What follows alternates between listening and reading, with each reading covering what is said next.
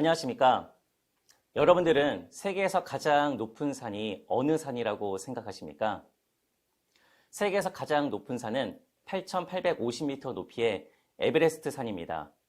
1953년도에 에드먼드 힐러리가 에베레스트 정상에 오른 후 많은 산악인들이 정상에 올라갔습니다. 만약 에베레스트 산보다 더 높은 산이 있다면 인간은 과연 정상에 오를 수 있을까요? 당연히 정상에 오를 수 있습니다. 아무리 높은 산이라도 오를 수 있는 이유는 바로 베이스 캠프의 위치입니다. 산 중간중간에 있는 이 베이스 캠프 위치가 점점 더 높은 곳에 있다면 정상에 도달할 수 있는 확률은 높아집니다. 청렴은 아무리 강조해도 지나치지 않습니다. 여러분의 청렴의 베이스 캠프의 위치는 어디에 위치하고 있습니까? 이번 강의를 통해 여러분들의 청렴의 베이스 캠프 위치를 조금 더 올려보시길 바랍니다. 사례를 하나 보겠습니다. 미국에 사는 친구 A에게 오랜만에 연락이 왔습니다. 자신의 딸이 이번 주 토요일 오후 7시에 인천공항에 도착하니 친척도 없고 한국말도 잘 못하니 마중을 나갈 수 있겠냐는 연락을 받았습니다.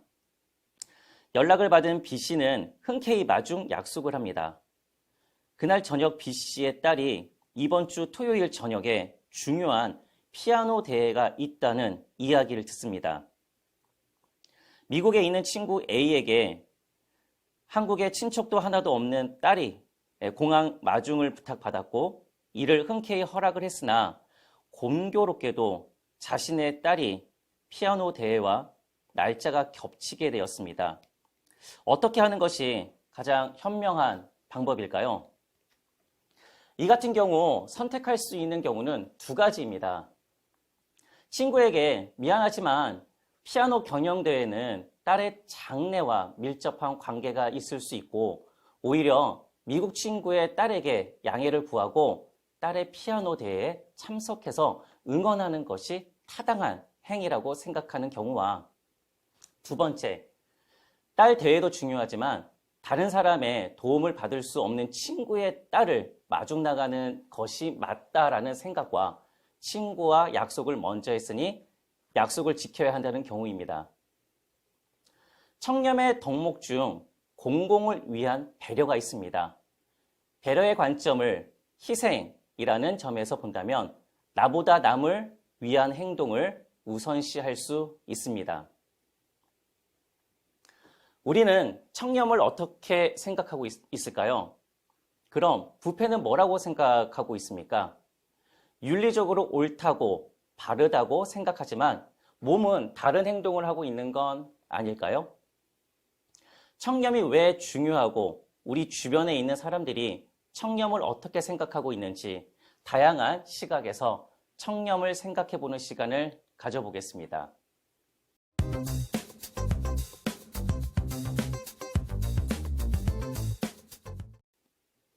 그럼 부패가 무엇인지 알아보겠습니다. 부패는 불법 또는 부당한 방법으로 재물, 지위, 기획 등과 같은 사회적 이득을 얻거나 다른 사람들의 그 이득을 얻을 수 있도록 돕는 일탈적 행위입니다. 부패의 한자를 보게 되면 썩을 부와 무너질 패입니다. 썩을 부의 한자를 보게 되면 맨 위에 있는 이 부분이 관청을 의미하고 있습니다. 즉 정부죠, 정부. 이 안에는 줄부의 고기육이거든요. 고기를 준다라는 겁니다. 누구에게? 바로 정부에 있는 사람들에게. 그러다 보니 이게 썩을 수밖에 없다라는 거고 이것이 지속이 된다면 무너진다, 이게 깨트린다, 망한다라는 의미를 갖고 있습니다. 그래서 썩어서 무너진다라는 의미가 바로 부패의 의미입니다. 그럼 청렴이란 무엇일까? 청렴은 성품과 행실이 높고 맑으며 탐욕이 없는 상태로 전통적으로 바람직하고 깨끗한 공직자상을 의미합니다. 청렴의 한자를 또 보게 되면 바로 맑을 청에 청렴할 염입니다. 그래서 성품이 고결하고 탐욕이 없다라는 뜻을 갖고 있습니다. 적극적 의미의 청렴은 법령 및 규칙으로 규정한 사회적 의무를 위반한다라는 소극적 의미의 부패에 대한 반대 개념, 즉 적극적 청렴은 법령, 규칙이 규정하는 사회적 의무를 준수하는 반부패, 정부 및 사회 조직의 의사결정 과정과 결과를 공개하는 투명성, 직업 윤리에 따라 권한을 남용 없이 임무 완수를 위해 노력하는 책임성입니다. 청렴의 4요소에 대해서 알아보겠습니다. 청렴이 문제되는 상황에서 어떤 행위가 가능한지 상상하는 청렴 민감성. 문제 상황에서 어떤 것이 공정하고 합리적인 판단을 하는 도덕적 판단력. 재산, 명예 등과 같은 매력적인 가치들 중 청렴의 우선순위를 두는 청렴 동기화.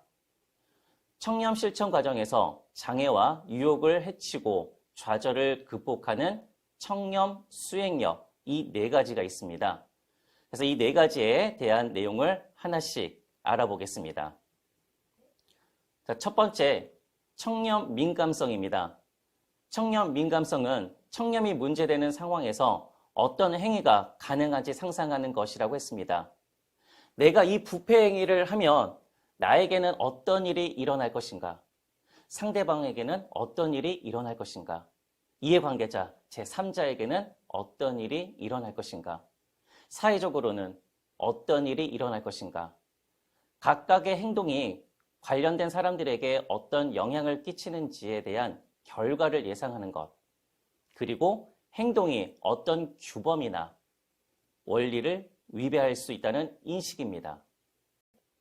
두 번째, 도덕적 판단력입니다. 문제 상황에서 어떤 것이 공정하고 합리적인지 판단하는 것이라고 했습니다. 문제 상황, 사회적 상황에서 사람들이 행위 과정 중 도덕적으로 옳은 것, 공정한 것, 정의로운 것 등 어떻게 판단하는지에 관한 것입니다. 이러한 도덕적 직관은 도덕적 판단을 해왔던 과거의 사회적 경험에 의해 조건화되며 콜버그에 의하면 도덕 판단에 대한 인지 발달 단계가 있다고 합니다. 6단계로 나눠지는데 1단계, 2단계는 타율적 도덕 관계, 개인주의 단계, 이 1단계, 2단계가 전 인습적 단계이고요. 3단계, 4단계는 대인간 기대 단계, 사회 시스템 도덕 단계입니다. 3단계, 4단계는 인습적 단계, 5단계, 6단계는 개인의 권리 및 사회 계약 단계, 보편적 윤리적 원칙 단계, 5, 6단계는 후인습적 단계라고 보고 있습니다. 도덕적 판단을 할 때 협동과 공정성이 도덕적 판단을 이끄는 경향이 있습니다. 세 번째, 청렴 동기화입니다. 재산, 명예 등과 같은 매력적인 가치들 중 청렴의 우선순위를 두는 것이라고 했습니다. 예를 들면 종교인이 신앙심을 갖거나 군인이 충성심 그리고 명령에 복종을 하거나 교수님이 전문성을 가지고 있는 것은 당연하다라는 거죠. 그러면 공직자에게 청렴성보다 더 중요한 가치가 있을까요? 청렴성이 조직과 사회에서 존중받는 풍토입니다. 그러므로 공직자는 청렴성에 우선순위를 둬야 됩니다. 네 번째, 청렴 수행력입니다. 청렴 실천 과정에서 장애와 유혹을 해치고 좌절을 극복하는 것이라고 했습니다. 청렴을 아는 것과 실천하는 것은 별개의 문제입니다. 청렴을 실천하지 못하는 이유는 권위에 눌려서, 탐욕에 굴복해서, 집중력 저하, 그리고 경쟁에 이기기 위해서 여러 가지 이유가 있습니다. 도덕적 행동을 함에 있어 행동의 순서를 이해하고 장애와 예상치 못한 어려움을 해치고 피로와 좌절을 극복하고 마음의 혼란과 다른 유혹에 저항하며 궁극적으로 목표를 향하게 하는 것으로 인내, 결의, 능력, 인성과 같은 요소들이 필요합니다. 청렴의 4요소가 청렴 정책에 어떻게 반영되어 있는지 알아보겠습니다. 첫 번째, 청렴 민감성입니다. 적발 처벌의 실효성 강화, 그리고 투명성, 책임성 강화를 위한 제도 개선과 반부패 영향평가를 하고 있으며 실효적인 행동강령 이행 점검을 하고 있습니다. 두 번째, 도덕적 판단력입니다. 행동강령의 지속적 개선과 부정청탁 방지법을 제정을 했고 행동강령 상담제도의 실효성 강화와 윤리적 상황에 대한 주기적인 교육을 하고 있습니다. 세 번째, 청렴 동기화입니다. 인사 기준에 청렴성 포함으로 청렴성이 우대받는 공직 문화를 정착시키고 고위공직자 임명 시 인사검증의 실효성을 강화하고 있으며 공공기관 청렴도 평가에 효율적으로 운영하고 있습니다. 청렴 수행력입니다. 내부 고발자의 보호 강화, 내부 이의제기 문화의 정착, 실천력 강화를 위한 지속적 교육으로 반영되고 있습니다.